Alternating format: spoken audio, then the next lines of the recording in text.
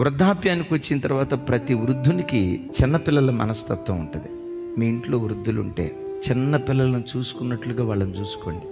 ఎందుకో తెలుసా? రేపు మనం వృద్ధులం అవుతాం. ఈ రోజున్న వృద్ధులకు నువ్వు నీళ్లు పోస్తే నీకు నీళ్లు పోసే వాళ్ళని దేవుడు లేవనెత్తుతాడు. కొన్నిసార్లు ముసలోళ్ళని చూసి మనం ఏమనుకుంటామో తెలుసా?